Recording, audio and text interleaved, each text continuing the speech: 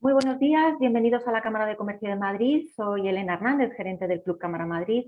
Muchas gracias por acompañarnos en esta sesión organizada por este club de la mano de nuestro socio jurídico premium Martín Molina Abogados y Economistas, firma referente en el Club Cámara en el área del derecho fiscal y patrimonial. Desde el club queremos animaros a aquellos que aún no sois socios a que nos preguntéis y os suméis a este club, os ayudaremos a acercaros a vuestros potenciales clientes. Antes de comenzar, recordar un par de detalles. Para evitar ruidos, mantendremos, por favor, los micrófonos silenciados. Identificaros, por favor, con vuestro nombre y empresa para poder comunicarnos con vosotros correctamente, y las dudas que os surjan podréis enviarlas a través del chat para que sean resueltas al final de la intervención. Bien, el alzamiento de bienes se encuentra tipificado en el artículo 257 del Código Penal. Es uno de los delitos económicos más frecuentes, que tiene lugar cuando el responsable, en conocimiento de una situación de endeudamiento, oculta o hace desaparecer sus bienes para poder declararse en situación de insolvencia económica y así evitar el pago de la deuda al acreedor. Esta sesión es una gran ocasión para conocer la regulación legal de estos delitos económicos, las formas habituales de comisión y cómo podemos perseguirlos. Y para ello contamos con un gran panel de expertos, como es Rafael Fernández de Pay, letrado miembro del Ministerio Fiscal, máster en mediación penal, máster en Derecho Público con tesina sobre organizaciones criminales, consultor internacional sobre corrupción, nuevas tecnologías y nuevas metodologías. Es profesor experto en compliance y protección de datos, ha colaborado y colabora con las más prestigiosas escuelas de negocio y con CUNEF, y es autor de artículos, libros y seminarios, principalmente sobre responsabilidad penal de personas jurídicas. Por su lado, Francisco Javier Cabrera ejerció funciones en provisión temporal como magistrado juez de los juzgados de Huelva y como fiscal en la Fiscalía Provincial de Sevilla y Cáceres hasta 2014, que pasó al sector privado. Como abogado, además de intervenir en numerosos procedimientos civiles y de ámbito penal económico, ha participado en múltiples procedimientos concursales y de reestructuración, así como en la transmisión de distintas unidades productivas y de negocio. Actualmente es abogado cónsul de Martín Molina Abogados y Economistas, que compatibiliza con las labores de ponente, siendo además autor de diferentes publicaciones y foros jurídicos. Modera esta sesión Pedro Fernández Seijo. Pedro cuenta con más de 20 años de experiencia trabajando como abogado pluridisciplinar, enfocado especialmente en el derecho procesal ante todas las jurisdicciones. En su última etapa ha trabajado centrándose en el área de derecho penal. En la actualidad es abogado del derecho concursal en Martín Molina, donde está interviniendo en aquellas facetas de concurso con trascendencia procesal en la que se examinan posibles actuaciones relevantes generadoras de la insolvencia realizadas de forma dolosa o con culpa grave. Gracias, por supuesto, a Martín Molina, Abogados Economistas, por esta interesante iniciativa. Gracias a los tres y no me queda más que ceder la palabra al moderador, a Pedro. Adelante cuando quieras, por favor. Muchas gracias, Elena. Buenos días a todos. En primer lugar, queremos agradecer a Club Cámara la oportunidad que nos está brindando. La verdad es que siempre es un placer poder participar en este tipo de eventos. Hoy nuestra intención es sacar un poco a nuestra audiencia de su zona de confort y estudiar algún campo que no es muy habitual que se estudie. Hoy nos vamos a adentrar dentro de la materia de derecho penal, que es una materia que suele imponer un poco de respeto, pero entendemos que es fundamental en este caso pues que tengamos y que tenga nuestra audiencia un poco de formación en relación con unos comportamientos que suelen ser bastante habituales, que son los delitos económicos relativos al alzamiento de bienes y otras figuras similares. Se trata de comportamientos que se cometen con cierta frecuencia, especialmente en el ámbito de las pequeñas y medianas empresas, donde los empresarios habitualmente comprometen su propio patrimonio y a veces el patrimonio familiar, y donde también hay una serie de relaciones personales con el resto, pues con la clientela, con proveedores que tienen un componente personal bastante importante. Además, en estos tiempos de crisis, pues suele darse habitualmente esta figura, dado que, bueno, ante la situación crítica y ante la reticencia de algunos empresarios a realizar pagos, pues realizan maniobras extrañas y a veces somos nosotros incluso los que tenemos esta tentación de pues, intentar eludir el pago a determinados proveedores que no tenemos una buena relación con ellos, que nos han servido mal el material, que han incurrido en algún tipo de abusos. Entonces tenemos este tipo de tentaciones. Dada la gravedad de estos comportamientos que muchas veces pensamos que forman parte del juego entre empresarios y todo lo contrario, son comportamientos que además el ordenamiento jurídico repele de una forma bastante enérgica, imponiendo unas penas bastante importantes, por ejemplo, penas hasta 4 años de prisión. Entendemos que es muy importante que nos adentremos en esta materia y que la estudiemos con una mínima profundidad. En primer lugar va a intervenir don Rafael Fernández de Pay, que es miembro del Ministerio Fiscal, haciéndonos una una exposición sobre el delito de alzamiento y ya pues poco más que decir como a modo de introducción, y le doy paso a Rafael. Y lo único es, pues, buenos días, Rafael, ¿qué es el alzamiento de bienes? Muchas gracias, Pedro, por la pregunta. Bueno, agradecer al Club Cámara esta oportunidad que me brinda de poder estar aquí con ustedes, así como con el despacho de Pedro Martín Molina, que me facilita poder participar y poder debatir con ustedes sobre el delito de alzamiento de bienes. Bien, a ver, es verdad lo que trasladas, Pedro, que existe una situación muy complicada actualmente, más con la crisis derivada pues ahora de Ucrania, la guerra y con una serie de impagos que se están produciendo, y que muchas veces al deudor, pues claro, y al acreedor le preocupa la situación de cómo voy a recuperar yo lo que yo he pagado. O sea, cómo voy a conseguir que esta persona me pague con una serie de facturas, etcétera. Pues es verdad que el Código Penal establece una serie de delitos, es las insolvencias punibles, por lo que estamos aquí. Si bien distingue dos grandes categorías. Vamos a hablar de una frustración en la ejecución, que es algo más normal, más sin una situación de insolvencia, y habla también del delito de insolvencia punible, que creo que Paco va a ser el que me exponga mejor a mí cómo vamos a hacer lo de la insolvencia punible. Dentro de la frustración de la ejecución, que tiene un nombre tan complicado, al fin y al cabo lo que se trata es de evitar pagar aquello que se debe. Porque el Código Civil establece que toda persona tiene que responder frente a sus acreedores con los bienes presentes y futuros. Por lo tanto, yo como acreedor, si yo te compro algo a ti, está claro que yo tendría la obligación de pues, abonarte el dinero. Tú tienes la garantía de que yo voy a responder con mis bienes presentes o los que consiga el día de mañana. ¿Qué sucede? ¿Qué es lo que viene a castigar este delito de alzamiento, de frustración de la ejecución, alzamiento de bienes? Porque la doctrina se pone de acuerdo con ese nombre. Pues lo que trata de evitar es que yo, como deudor, coja estos bienes y me deshaga de ellos, para evitar tener que responder ante ti. Ese es un delito de frustración de ejecución. Recoge otra serie de categorías, otra serie de actividades, que es, aparte del alzamiento de bienes, es realizar cualquier acto o disposición que yo haga, cualquier actividad mercantil, para deshacerme de esos bienes a sabiendas de que hay un procedimiento que se va a dirigir contra mí. Un embargo, llámese de la Hacienda o de la Seguridad Social, o llámese un procedimiento de ejecución, ya civil, que se va a estar o que va próximamente va a existir. Pero bueno, que se va a dirigir contra mí. Y aparte de estos dos, también existe dentro del delito de la frustración de la ejecución uno que a lo mejor ya no sería tan interesante, es un poco más concreto, que es para los depositarios, aquellos que utilizan bienes que a sabiendas de que tienen el depósito, porque, conforme al contrato de depósito, o porque la administración judicial o la administración tributaria le ha dejado los bienes determinados, él hace uso de estos bienes determinados. Es decir, no se puede usar, te lo doy a ti depósito para que tú me lo custodies, pero lo usas indebidamente y sin permiso del juzgado o de la administración que te lo hubiera dado. Entonces, ¿qué podemos decir cuáles son los requisitos del delito de la frustración de la ejecución y centrar en la insolvencia? Este delito de la frustración, que es muy sencillo para los acreedores, que yo creo que son los que estarían más principalmente preocupados ante estos deudores que no le pagan, habla de, en primer lugar, que tiene que tener un negocio contractual que me relacione. Yo lo que hemos hablado antes de una compraventa, pues nos une, ya tenemos una relación jurídica. Tiene que haber un ánimo subjetivo, es decir, es verdad que no porque haya un subcontrato y yo deje de pagarte o yo deje de abonarte este dinero, este precio de compraventa, vaya a responder. Exige un perjuicio para los acreedores. Es decir, que yo, cuando me alce con los bienes o yo, cuando me haga esta actividad patrimonial para deshacerme los bienes, tenga el ánimo de verdad de perjudicarte, que no quiero responder ante la deuda que tengo contigo. El tercer requisito que me exige es que exista un peligro. Es el hecho de, bueno, tú te deshaces de los bienes, pero generas un peligro para ti, Pedro, o para ti, Paco. Es decir, yo me deshago de los bienes y eres un peligro. Puede ser que tenga otro más patrimonio. Entonces no existe un peligro. El peligro existe en cuando yo me deshago de mis bienes, yo como deudor, y genero este peligro para ti. Es decir, tú vas a tener dificultades en cobrar tu deuda. Y el cuarto requisito que me exigiría es que de verdad yo haya realizado esos bienes. Es decir, que yo con ese dinero que tenía que haberte dado a ti en este contrato de compraventa, pues lo había utilizado para comprar otros bienes, lo haya trasladado a otras cuentas, haya constituido una sociedad y lo trasladado a otras cuentas, por lo cual tú personalmente no te podrías dirigir contra mí. Esos serían los cuatro requisitos. Y dentro de estas actividades, disposiciones patrimoniales, que hablamos de lo que la doctrina de jurisprudencia entra, es decir, yo deudor digo, bueno, yo pues como no te quiero pagar, Pedro, me deshago de ellos antes de que el procedimiento se dirija contra mí, por eso hablo solamente de alzamiento de sus bienes.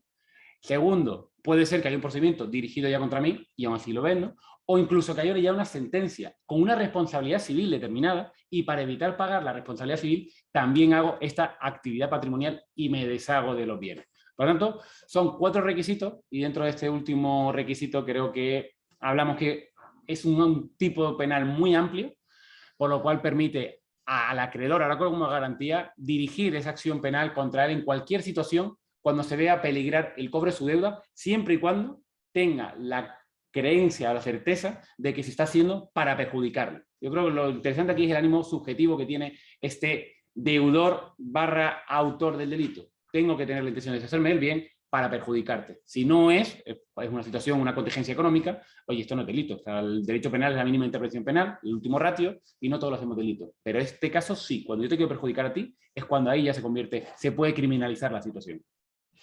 Estupendo. Viendo el Código Penal vemos que hay además varios artículos, la verdad es que son varios capítulos, se han introducido capítulos nuevos con el bis.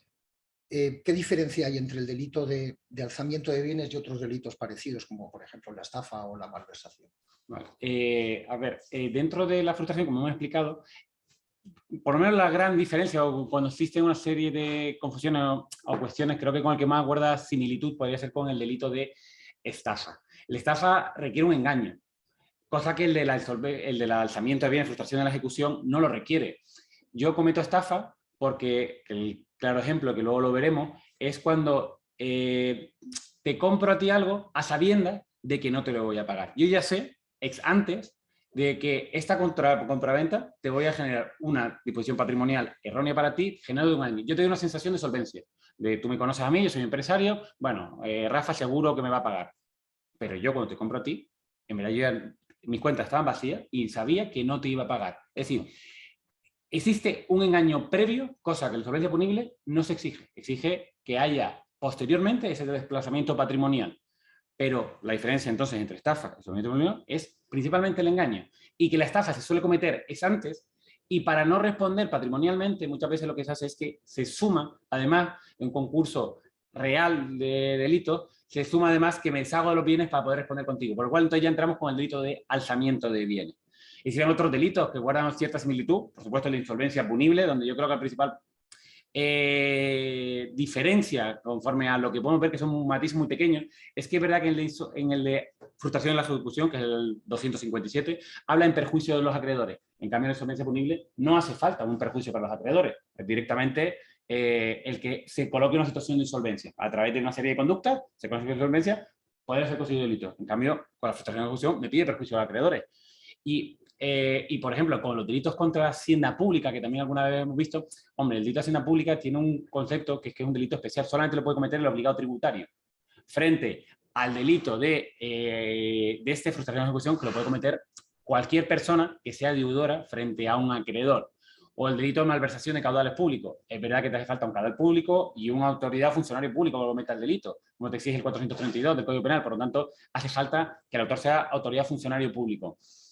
Por lo tanto, existen ciertas diferencias, a veces lo podemos ver como una conducta, un concurso ideal, pero claro, la gran diferencia con el de estafa es el engaño, con el de insolvencia buscamos el perjuicio de los acreedores, se perjudica a los acreedores por la frustración, en la insolvencia punible es una conducta objetiva que se coloca en esta situación de insolvencia, deliberadamente, y con el de hacienda pública habrá que ver al sujeto, al autor del delito, para ver si estamos ante un delito contra la hacienda pública o seguridad social, o si se trata del típico delito patrimonial, que es el de la frustración de la ejecución, que es la relación contractual normalmente dentro del tráfico mercantil, de dejar de pagar o responder de las deudas que tenga contraídas contigo, Pedro, por ejemplo, y me deshago de mis bienes.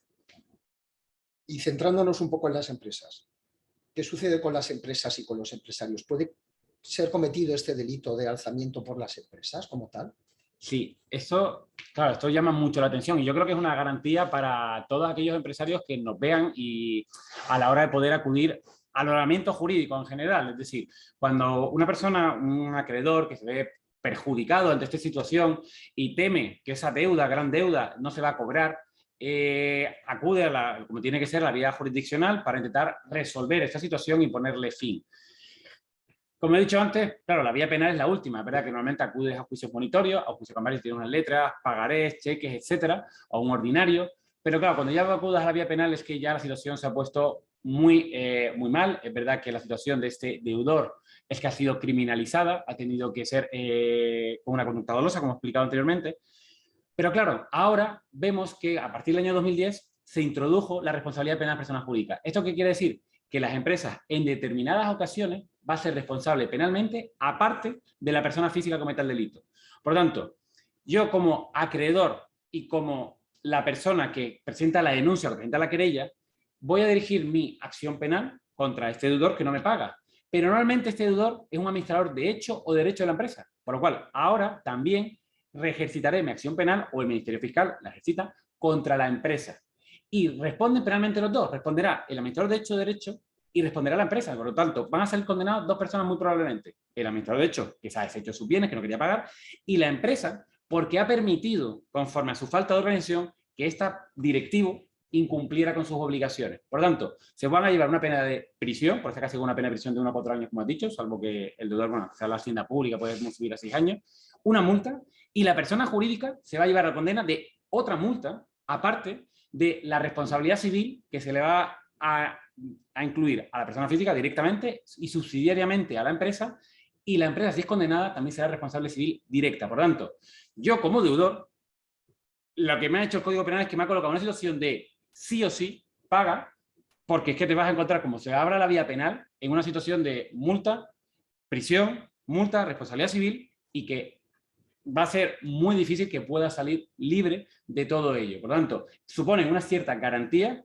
frente al acreedor para que pueda responder, para que esté tranquilo ante eso. Para eso, claro, hace falta también un abogado muy bueno, que sepa ejercitar las acciones penales correspondientes, que sepa hacerlo muy bien. Y del punto de vista del deudor que quiere exonerar de responsabilidad criminal a la empresa, lo que tiene que hacer es que tener un modelo de compliance instalado en su empresa. Lo que nos establece el modelo de compliance es, oye, organiza bien tu empresa, ten un modelo, ten un mapeo, defíneme dónde están los riesgos, qué riesgo puede cometer este empleado, este directivo, qué delitos son posibles de comisión por ellos. Y entonces, en este caso, si tú, la empresa, lo tienes instalado, exoneramos de responsabilidad criminal a la empresa. ¿Qué es lo que interesa? Yo, como empresario, esto lo tengo claro, en plan de, chicos, tengo un modelo de organización, exoneremos de responsabilidad, sobre todo por el daño reputacional, que puede ser que la prensa, donde que el caso Bankia, Repsol, el caso Filatelia, el caso Pescanova, muchísimo, donde el daño reputacional ha sido mucho mayor que el daño que se le ha hecho con las penas. Por lo tanto, montemos un compliance, montemos una organización debidamente dentro de la empresa para defender la empresa, que es lo que nos pide ese modelo de organización de gestión, ese debido cumplimiento con la ley, y exoneramos de responsabilidad con una empresa. Pero a tu pregunta, sí puede responder una empresa del delito que haya cometido mi administrador de hecho o de derecho, por lo cual tendríamos una condena o doble condena contra la persona física y contra la persona jurídica. Estupendo. Muchas gracias. La verdad es que ha sido una intervención que ha sido bastante clara. Creo que son comportamientos muy graves que deben ser debidamente sopesados por los empresarios a la hora de intervenir, y entiendo además que es fundamental contar con un buen asesoramiento, y especialmente en materia preventiva. Ahora pasamos al examen de a otro bloque de delitos, también de delitos económicos, que se suelen cometer también por los empresarios, que son las insolvencias punibles, y en este caso va a intervenir mi compañero don Francisco Javier Cabrera. Francisco Javier, abogado de amplia experiencia. Y en primer lugar, Francisco Javier, aunque parecen conductas o figuras que a priori pueden resultar confundibles con los hechos que se contemplan en el delito de alzamiento, dados los hechos que ha comentado Rafael, si una empresa entra o solicita en concurso de acreedores o solicita una declaración de concurso de acreedores, ¿qué figuras pueden aparecer que sean parecidas en este caso al alzamiento de bienes? Muchas gracias, Pedro. Buenos días a los participantes, y muchísimas gracias también al Club Cámara de Comercio de Madrid por esta invitación. Como preguntaba Pedro, y como comentaba ya Rafa anteriormente, lo cierto es que el Código Penal, además del delito de alzamiento de bienes, regula el delito de insolvencia punible y el delito de alzamiento de bienes hasta la reforma. Lo digo, como bien decía Rafa, la similitud es que lo cierto es que hasta la reforma del año 2015 el delito de alzamiento de bienes estaba incluido dentro del capítulo denominado insolvencias punibles. Es precisamente la reforma del 2015 la que, tratando de diferenciar, marcar, de hecho dice la exposición de motivos, marcar una distancia, una separación clara entre el delito de alzamiento de bienes y el delito de insolvencia punible, lo saca del capítulo insolvencia punible y crea un capítulo propio, que es el de la frustración de la ejecución. Pero lo cierto es que precisamente, además de hacer eso, en la reforma lo que viene a hacer es también reforma, digamos, el delito de insolvencia punible, y al final la similitud entre uno y otro es todavía más confusa a partir de la reforma. Y me explico por qué. Me preguntabas antes por qué pasa si se declara en concurso. Bueno, pues hasta la reforma estaba claro que una vez que se declaraba un concurso, el delito aplicable era el delito de la insolvencia punible, puesto que era un requisito de procedibilidad necesario, la declaración de concurso para que se pudiera aplicar el delito de insolvencia punible. ¿Qué ha ocurrido después de la reforma? Pues que ya este requisito de procedibilidad ha desaparecido. Ya no es necesario que la empresa, o la empresa, el empresario o la persona física, porque esa es otra de las novedades de la reforma, o sea, ya la ley no distingue entre empresario profesional ni empresario particular, pero ya la ley no exige que se declare en concurso, simplemente se exige que el deudor no pueda hacer frente o no pueda cumplir regularmente con sus obligaciones de pago. Por tanto, a partir de la reforma, pues ya la diferencia entre el alzamiento y la insolvencia punible es bastante confusa, ciertamente.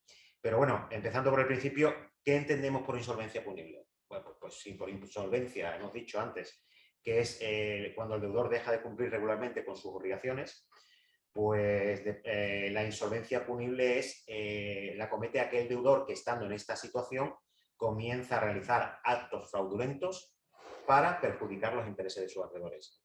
Vemos que, como comentaba Rafa antes, pues ahí hay mucha similitud. Lo que ocurre es que el delito de insolvencia, como vamos a ver ahora, vamos a explicar ahora, abarca o es más amplio, es bastante más amplio que el delito de alzamiento de bienes.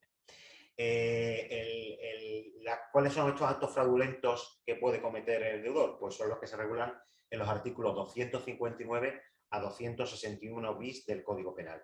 El artículo 259 establece el tipo básico y, a su vez, este tipo básico regula dos conductas fundamentales, dos tipos de conductas fundamentales, la primera de las cuales es prácticamente el alzamiento de bienes, porque son conductas que disminuyen o incluso pueden llegar a hacer desaparecer el patrimonio del deudor, como pueden ser ocultar, dañar o destruir los bienes. O sea, el empresario pues, que incendia su industria para evitar que sus acreedores puedan... Una medida drástica, pero la hemos conocido, se ha conocido casos. Sí. En segundo lugar, también realizar actos de disposición que no están acordes con su situación, o sea, como pueden ser hacer entregas o transferencia de dinero u otros activos, asumir deudas ficticias. También realizar operaciones de venta o servicios a precio inferior de su producción. También, en su caso, simular créditos a terceros o reconocer créditos ficticios. Y también participar en negocios especulativos, cualquier negocio, digamos, los típicos negocios, como se dice vulgarmente, tal, del pase, y que no tienen nada que ver con la actividad ordinaria de ese empresario o de esa empresa. Como decíamos antes, estas conductas pues, se pueden calificar tanto por insolvencia punible como podrían entrar perfectamente en el tipo del alzamiento de bienes. Pero claro, no se queda ahí el tipo básico del alzamiento de bienes, de la insolvencia punible, sino que además incluye otras conductas que digamos que impiden conocer la situación real patrimonial del deudor. Conductas como incumplir el deber de llevar contabilidad o llevar una doble contabilidad, ocultar o destruir o alterar documentos, formular cuentas anuales o libros contables contrarios a la normativa, etc. El tipo básico, además de enumerar este tipo de conductas, tiene también una cláusula que establece que también se podrá condenar por el delito de insolvencia punible cualquier otra conducta activa u omisiva que suponga una infracción grave del deber de diligencia. Esta es una cláusula abierta o en blanco que ha sido muy criticada por la doctrina. Todavía la jurisprudencia, como explicaremos un poco más adelante, la jurisprudencia todavía no ha dado tiempo a pronunciarse, pero es una cláusula muy criticada por la doctrina porque resulta impropio del Código Penal, dado que choca con el principio de legalidad que lo preside. Esta cláusula, junto con además el apartado tercero del artículo 159, que contempla la insolvencia imprudente, son dos cuestiones que está creando mucha polémica en la doctrina, puesto que abre un abanico muy amplio y puede entrar incluso puede llegar incluso a suplantar lo que es la calificación en el concurso de acreedores en el ámbito civil. Pero es más, hay algunos autores que hablan que, claro, que como ya el artículo 259 no distingue entre empresario profesional y empresario persona física, se puede llegar ya con la actual regulación del delito de insolvencia punible, se puede llegar incluso a imputar a un particular, a una persona, un consumidor, por un sobreendeudamiento activo. ¿Qué es el sobreendeudamiento activo? Pues todas estas personas que gastan más de lo que está a su alcance, de sus ingresos, de una manera irresponsable e irreflexiva. Y claro, eso hasta ahora estaba fuera del ámbito penal, pero ahora perfectamente una persona que haga un uso desaforado de su tarjeta de crédito, en teoría podría llegar a ser, en función de las circunstancias y tal, podría ser objeto del delito de insolvencia punible. No quiero decir, bueno, que esto se haya dado el caso, pero bueno, es un supuesto posible que hasta ahora no lo era. Además de este tipo, por lo demás, además de este tipo básico, está después el 259 bis, que regula los agravantes de la insolvencia, que son cuando esta conducta afecta a más de un o a varios acreedores, o cuando se causa un perjuicio superior a los 600.000 euros, o en su caso afecte a créditos, más de la mitad de los créditos afectados por esta insolvencia sean de la Hacienda Pública o de la Seguridad Social. Además de estas conductas del 259, que está, por cierto, está penada con penas de 1 a 4 años de prisión y multa de 8 a 24 meses, también existen otras conductas reguladas en el 260, que es el favorecimiento a unos acreedores en perjuicio de otros, pues digamos, pagándole su deuda o incluso otorgándole garantías sin justificación, sabiendo que se encuentra en una situación de insolvencia y que en esta insolvencia no va a poder hacer frente a otras deudas con otras garantías o con prelación con respecto a las que ha abonado. Aquí, por eso es necesario en este tipo, a partir de esta reforma, que las personas que se encuentran, los empresarios, incluso los ciudadanos que se encuentren en una situación de posible insolvencia, que tengan muy en cuenta los pagos que realizan y, sobre todo, estar al cabo de la prelación que establece la ley concursal. Por otra parte, también se regula en el 261 la presentación de datos falsos en el procedimiento concursal. O sea, este supuesto es aquella persona que, huyendo o pretendiendo huir de sus acreedores, solicita el concurso de acreedores y para ello no repara incluso en presentar datos falsos. Bien, pues este artículo viene a condenar con penas de 1 a 2 años de prisión y multa de 6 a 12 meses a aquella persona o empresario que presente esos datos falsos, que en su caso, si estos datos falsos se articulan mediante un documento público o privado, podría incurrir también o estaría incurriendo también en un delito de falsedad documental. Y por último está el 261 bis, que regula la responsabilidad de la persona jurídica, de la que ya ha hablado Rafa. Y bueno, solamente decir que, bueno, que al igual que, como le explicaba, existen una serie de métodos y de procedimientos para tratar o que puede adoptar la empresa para tratar de quedar exenta de esa posible responsabilidad de sus administradores, puesto que además de las multas que le puedan imponer, también prevé el Código Penal que incluso se le pueden imponer las penas del artículo 33, como son pudiendo llegar incluso a la disolución de la persona jurídica. En definitiva, esto, como decía al principio, el delito de insolvencia punible, después de la reforma, abarca un campo muy amplio, unos tipos muy amplios, que otorga actualmente a los acreedores unas herramientas bastante poderosas para poder ir en contra de aquellos deudores que, en su caso, si se quieren librar de la prisión, no van a tener más remedio que optar por el resarcimiento del daño causado previsto en el artículo 21 para así evitar la prisión. Muchas gracias. Y centrándonos en las empresas y en los empresarios en concurso o insolventes, sí, ¿qué es lo que pueden hacer y lo que no deben hacer los empresarios y las empresas? Pues, en primer lugar, tenemos que tener en cuenta que actualmente todavía está en vigor una de las medidas adoptadas o decretadas por el gobierno durante el tiempo de la pandemia por la COVID, que es la suspensión de la obligación de solicitar el concurso de acreedores. Esta suspensión llega hasta el 31 de junio próximo, este próximo mes, la vez que no termina, si no se vuelve a prorrogar, pero el caso está en que se ha creado una confusión generalizada por la cual se piensa que, bueno, como se ha suspendido la obligación de solicitar el concurso, pues no se está obligado a cumplir con las obligaciones exigibles, y no tiene nada que ver. Una cosa es que pues, para proteger a las empresas pues, se le haya dado esa posibilidad, y otra cuestión muy distinta es que los empresarios no tengan que cumplir con sus obligaciones y adoptar las medidas necesarias para no agravar esa insolvencia, por cuanto en el caso de que se agrave esa insolvencia como consecuencia de sus actuaciones en este periodo de suspensión, puede originar que se le impute por un delito de insolvencia punible.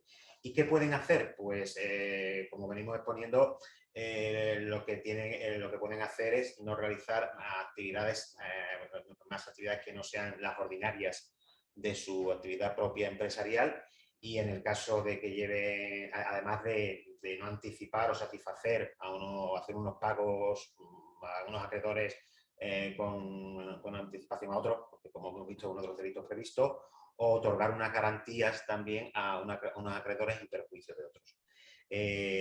Asimismo, en sus propias operaciones ordinarias, será necesario que evalúen el impacto que las mismas puedan tener en su situación económica, y si esa operación puede agravar su situación de insolvencia, tendrá que o debería ponerse en manos de asesores tanto jurídicos como incluso económicos, para ver si es necesario realmente o la necesidad de realizar esa operación, y en su caso adoptar las precauciones y las justificaciones necesarias para, llegado el caso de que se abra un procedimiento tanto concursal como penal, pues poder justificar y razonar que se vio obligado a adoptar esa decisión y a realizar esa operación. En cambio, por contra, lo que sí sería muy conveniente, y es incluso necesario que realice cualquier empresario que se encuentre actualmente en una situación de insolvencia, y a pesar de que tengamos la suspensión de la obligación de solicitar concurso, es solicitar o negociar una posible refinanciación con sus acreedores financieros, incluso acuerdos o convenios de pago con el resto de acreedores, para lo cual debería ponerse en manos de asesores también jurídicos para hacerlo conforme a lo dispuesto en la legislación concursal. Llegado a este momento, si aún así la situación de insolvencia se sigue agravando, pues yo entiendo que no quedaría más remedio que hacer la comunicación previa prevista en la legislación concursal, y en su caso asesorarse para solicitar el concurso a pesar de que no esté obligado a ello. Entiendo que esas son las medidas a adoptar. Muchas gracias. La verdad es que ha quedado bastante claro, pero de todos modos yo creo que sería conveniente que revisáramos o que examináramos una serie de supuestos prácticos, dos supuestos prácticos que además se han producido en la vida real y están extractados de sentencias que han sido dictadas en este caso, por las audiencias provinciales y por los tribunales superiores de justicia en sede de apelación. Empezaremos con Rafael. Rafael, ¿cuál es tu supuesto, tu caso práctico? Y es una de las sentencias de Extremadura. Si bien antes de comenzar, para comentar con Paco sobre la situación de lo que él trasladaba, es verdad lo que has dicho, ese cajón desastre que tenemos en el 259, que es verdad que está causando mucho peligro para la doctrina de la asesoría jurídica, sobre todo por la igualdad que hay con el delito de administración desleal. Porque decía antes, es que, claro, me ha puesto un campo tan abierto, o sea, el tipo penal requiere, conforme a nuestra Constitución, seguridad jurídica. Tienes que tener los campos tasativos, o sea, tiene que ser muy claro. ¿Qué es el artículo 259? Un campo completamente abierto que dice que aquel que realice cualquier acto de disposición patrimonial, insolvencia, chico, habría que haberlo definido. Y sobre todo, que ahí hemos encontrado muchas veces dificultades, es del delito de administración desleal. El delito de administración desleal, el artículo 152, dice que aquel que tenga como depósito algún bien y lo administre deslealmente para, hombre, no te pide generar deuda, pero que no ejercite bien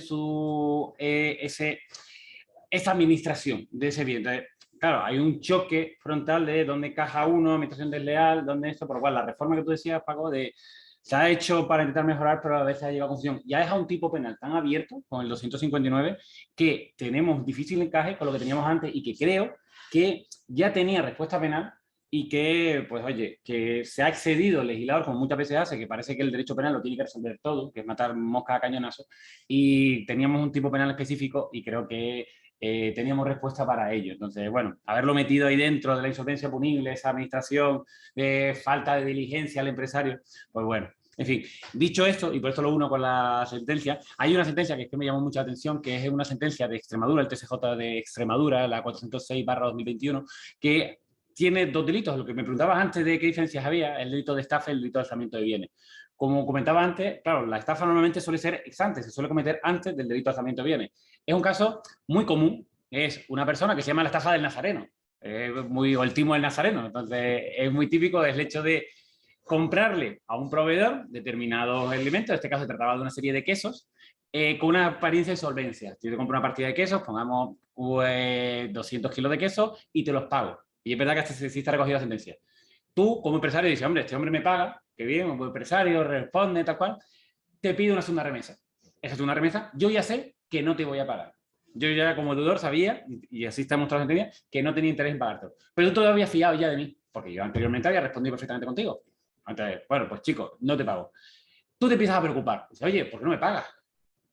Yo te digo, no te preocupes, yo te extiendo unos pagarés, unos cheques, pero tú seguro que dentro de 3 meses, 6 meses, vas a cobrar. Y extendemos esta deuda. Tal. Y yo, mientras tanto, ¿qué hago? Con ese dinero que yo había que tenía mi empresa, o esto, en este caso era una serie de quesos, cojo y los vendo. O sea, es decir, que el bien, que si en el caso de que la insolvencia, que si el delito de estafa prosperara y tuviera que resarcirte, y el resarcimiento sería, o indemnizarte, lo primero de todo sería la restitución de derecho, por lo cual sería devolverte la partida de queso, cojo y los vendo, mientras tanto. Y encima los vendo a menor valor, que aquí es una de las conductas que tú decías, es decir, ¿cómo es posible que tú me compres, yo te compro a ti queso a 6 euros y yo los vendo a 4 euros? Es que no estoy sacando ningún beneficio, es que estoy endeudándome a propósito. O sea, es que era muy, muy dolosa esa conducta. Y ese dinero encima que yo recibo, que lo lógico sería que lo hubiera utilizado para pagarte, lo cojo de las cuentas de la empresa y me las remito a mí mismo. Por lo cual, ni te tengo intención de pagarte, por lo cual el delito de estafa era, yo te compro queso, nunca tuve intención de pagarte, ahí me quedaba yo con los quesos, vendo los quesos a un precio menor, me coloco en una situación de insolvencia deliberadamente y con ese dinero, que era la situación de, bueno, tenía que responder frente a los bienes de esta persona, sí, el delito de estafa lo hubiera prosperado, sí, porque tenía el engaño, vale, el delito de alzamiento de bienes, ¿cómo lo construimos?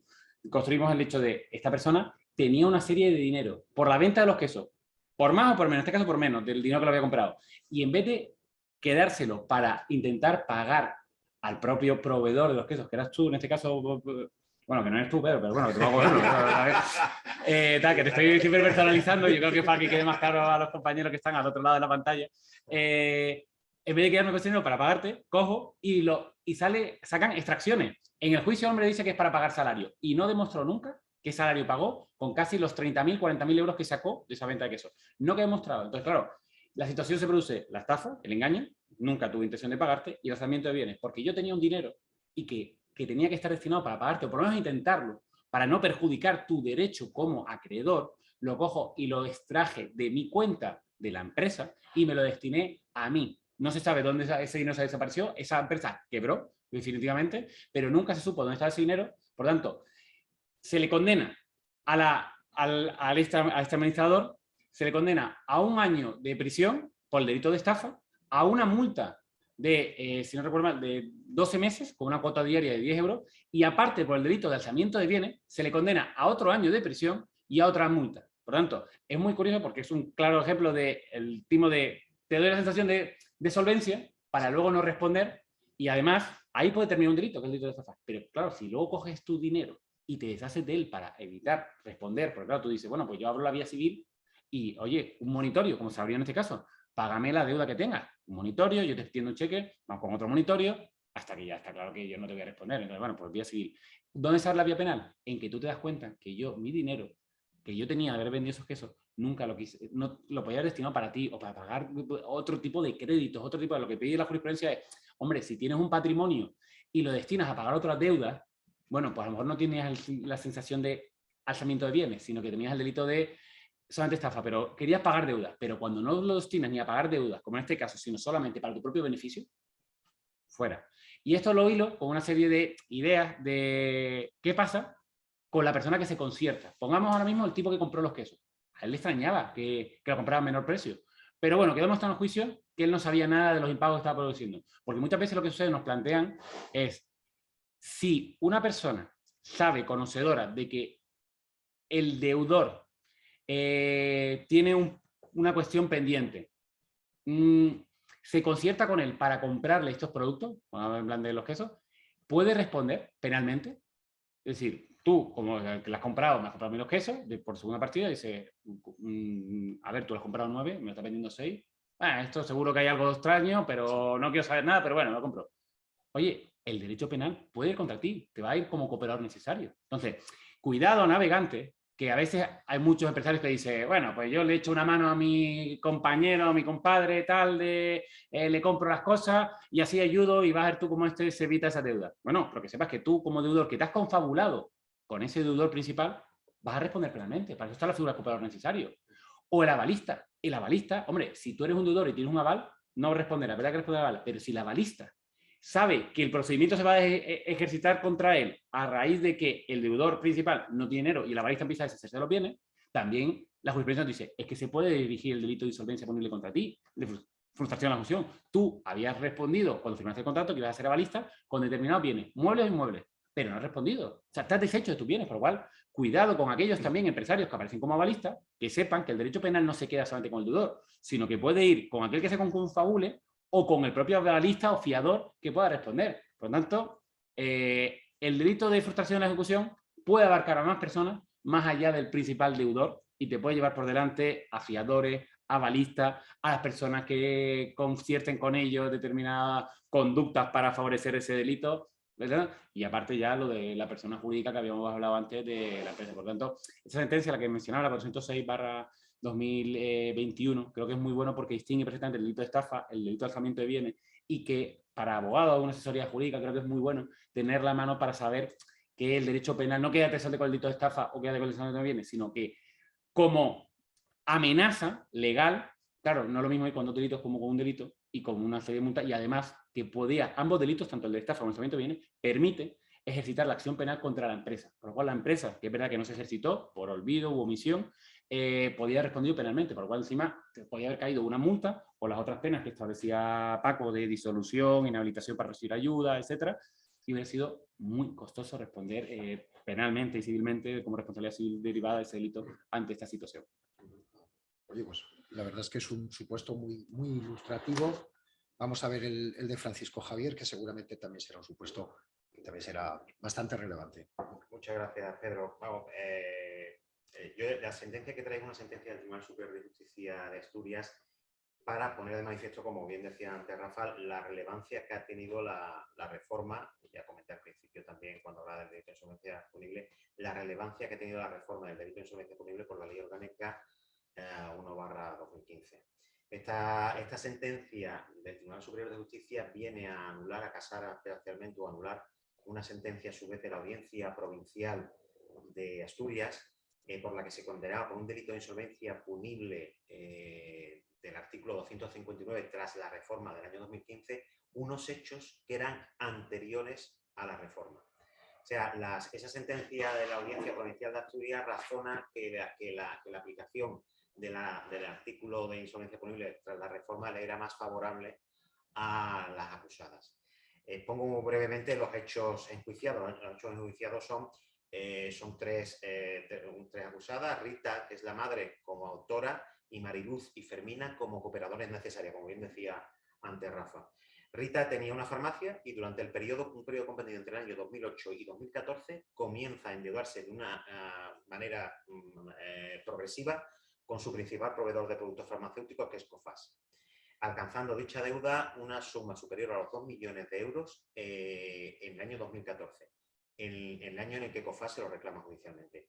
Pues bien, a partir de ahí, o incluso con anterioridad, Rita, viendo que la deuda iba con su principal proveedor, iba subiendo de una manera bastante notable, se concierta con sus hijas para realizar las actuaciones típicas de las que hablamos también anteriormente, bueno, algunas de las que hablamos anteriormente al poner el delito de insolvencia, como son desviar la facturación de los suministros de su farmacia a la farmacia de su hija Mariluz. Mariluz también tenía otra, de desviar la provisión que hacía a 5 o 6 residencias, todo el suministro que le hacía a estas residencias se la pasa a su hija. Posteriormente, en el año 2013, separan la propiedad del local, el local donde estaba la farmacia era propiedad de ella y de sus hijas. Pues bien, y el local estaba adscrito a la licencia administrativa de la farmacia. Lo que hacen es separar el local de la licencia administrativa y además le vende su parte a sus hijas. O sea, ella se desvincula totalmente del local y lo separa de la licencia. Con ello lo que busca es que sabe ya que probablemente vaya a caer en situación concursal y lo que busca es, digamos, que pierda valor o disminuir bastante el valor de la licencia de la farmacia. Y finalmente simulan un contrato de arrendamiento del local de las hijas a la madre, contrato de arrendamiento que previamente no existía y que además ella no abona y que por tanto cuando entra en concurso pide la resolución de ese contrato en el concurso de acreedores.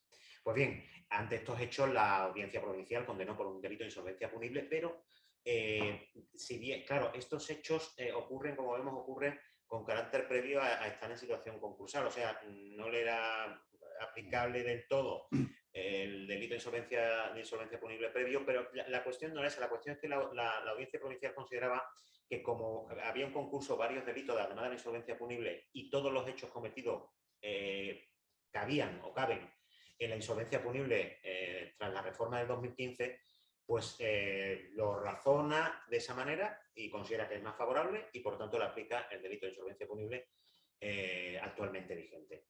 ¿Qué ocurre? Que recurren en casación y llega al Tribunal Superior de Justicia y llega al Tribunal Superior de Justicia de Asturias. Y el Tribunal Superior de Justicia viene a hacer un análisis de lo que es el artículo de la reforma del artículo del delito de insolvencia punible tras la reforma de la ley orgánica y viene a explicar que tras esta reforma el delito de insolvencia punible ha ensanchado bastante los supuestos y que además, por tanto, las penas, porque se puede condenar incluso por imprudencia, se puede condenar incluso, como hemos dicho antes, la cláusula en blanco, y que las penas, además del 259 agravadas, son superiores, que por tanto no les benefician nada a las acusadas y por ello la anula parcialmente en cuanto a este sentido, condenando por delito de simulación de contrato y por delito de estafa impropia, pero anula en cuanto a la apropiación indebida. Lo importante, lo relevante de esta sentencia es precisamente que saca a colación lo que decíamos antes, es la relevancia y, digamos, la herramienta tan importante que es actualmente el delito de insolvencia punible para los acreedores que ya no van a necesitar o van a poder optar entre irse a la vía penal o a la calificación del concurso de acreedores. Es más, con la reforma, hablaba antes Rafa, y claro, es verdad que existe mucha polémica con esta ampliación que se ha hecho del delito de insolvencia punible, pero también es cierto que está ahí pendiente la reforma del texto refundido, la famosa procedimiento para las pymes, pequeñas y medianas empresas, y en los procedimientos de las pequeñas y medianas empresas no la reforma está todavía pendiente, saldrá así, no saldrá, pero no se prevé ya la calificación concursal. ¿Qué ocurre? Pues que precisamente para que eso no quede impune, y lo que se prevé es que en el caso de que se den de conductas de este tipo, pues esas conductas se deduzca testimonio y que sea el Ministerio Fiscal el que presente la correspondiente querella por un delito de insolvencia punible. Puede ser que por ahí venga esa ampliación del delito de insolvencia punible, pero también es cierto que hay un desfase que está creando pues cierta alarma. Pues muchas gracias. La verdad es que es un catálogo de hechos bastante amplios y además es que en algunos casos, en los supuestos de insolvencias punibles, estamos hablando de hechos que se pueden cometer incluso por imprudencia, que es una cuestión bastante controvertida, pero bueno, de momento así está la realidad y así lo define el Código Penal. Por lo tanto, yo creo que es fundamental que los empresarios actúen debidamente asesorados, sobre todo con carácter preventivo, con carácter previo. Y ahora, vistos estos supuestos, quizá vamos a ver si la audiencia ha realizado alguna pregunta o tiene alguna pregunta que formularnos. Creo que he visto una, por ahí ahora mismo en el chat, si veo, Paco, porque creo que he visto una diciendo que no le ha quedado muy clara lo del deudor que se concierta. O que me corrijáis, creo que haber podido leer ahí, que creo que es uno de los casos que te he explicado en relación con ello. Me lo han pasado. Dice, no me ha quedado muy claro quién se concierta para comprarle un bien al que está en deuda y si este además cometería también el delito en las mismas circunstancias. Exacto. A ver, vamos a hablar, para explicarlo, la situación de cooperador necesario. El del Código Penal establece que son responsables penalmente los autores el que dispara a otra persona. Vale, mata, homicidio, yo te disparo y te mato. Ahora, puede ser que me haya concertado con determinadas personas para llegar a cometer este homicidio. En este caso, pues he conseguido que confabuladamente, a lo mejor contigo, Paco, me tenías que llevar a la víctima, búscate la vida para conseguir que la víctima esté a las 5 de la tarde en la cafetería de abajo. Oye, tú has cooperado, si no consigo tu colaboración, sería imposible que esta persona estuviera a las 5 de la tarde ahí. Le dices que tiene una cita, que es imposible que tal. ¿Por qué? Porque yo quiero cometer el delito ahí por las... Es decir, existe una cooperación para cometer el delito. Ahora, esta cooperación, ¿cómo lo metemos? ¿Cómo lo encajamos con el alzamiento de bienes? Vamos a poner otro ejemplo. Delito de impago de pensiones, muy fácil. Delito típico de la persona que tiene que pagar de una serie de alimentos a sus hijos. Están separados, típico se pone una sentencia de 200 euros por cada niño. El padre, a sabiendas de que va a tener que pagar esa deuda, ¿qué es lo que hace? Se coloca deliberadamente en una situación de insolvencia. Es decir, imaginemos que es un padre que solamente tiene un bien, un piso, y que sabe que si lo ejecuta tendría una cierta liquidez y podría pagar este impago de pensiones. ¿Qué hace con este bien? Se deshace de él. ¿Y cómo se deshace? Se concierta con otra persona, pongamos, con su hermana, con su hermano, no con su mujer, porque es imposible por el delito de impago de pensiones, con otra persona que sabe esa situación de deuda que tiene esta persona y que tiene que responder. Esta persona que está haciendo le está colaborando para deshacerse de un bien. Por tanto, si nueva persona, este cooperador necesario, sabe de la situación de deuda que tiene, le ayuda a despatrimonializarse, a desprenderse de su bien, chico, estás cooperando. Sin ti no hubiera sido posible tu colaboración. Entonces, es verdad que hay que demostrar que tu colaboración ha sido de tal calado que sin esa colaboración, esa hermana que le compra el piso, no se hubiera podido cometer el delito. Pues si no, podemos hablar de una cierta complicidad, como se habla en esta sentencia que te explicaba, se le condenaba a la secretaria que sacó el dinero como cómplice, no como cooperador necesario, se le condena por el delito de complicidad con el delito de alzamiento de bienes. Pero si llega a ser de tan calado que era la única, por lo que se llama en plan de la única compradora que había, que conoce la situación de su hermano, en este caso, tal, y le ayuda a comprarlo, chico, pues tú puedes responder penalmente por el delito de alzamiento de bienes y tanto, entonces la pena, lo que establece el Código Penal, artículo 28 y 29, en relación con el artículo 66, es que se te condenará a la misma pena que el autor, por lo cual te puedes ver inmerso en un delito de 1 a 4 años de prisión, si son delitos contra Hacienda Pública podemos subir hasta 6 meses, y con la pena de multa, que también hablamos de una pena de 8 meses hasta 24 meses, bueno, pero en el caso de la frustración es de 12 meses a 24 meses, por lo cual es un poco más elevada que el delito de insolvencia punible. Por lo tanto, a esta compañera que ha preguntado esto es ese concierto, conocer lo que está intentando hacer el deudor para patrimonializarse. Y si lo sabes y le colaboras hasta este punto de conseguir que se patrimonialice, vas a responder penalmente, por lo cual te recomiendo que no lo hagas. O sea, que a tu cliente le digas que no, olvídate, y que, chico, que responda con su patrimonio, pero que si no la fiscalía estará encima de ti, del deudor, autor del delito y del cooperador necesario.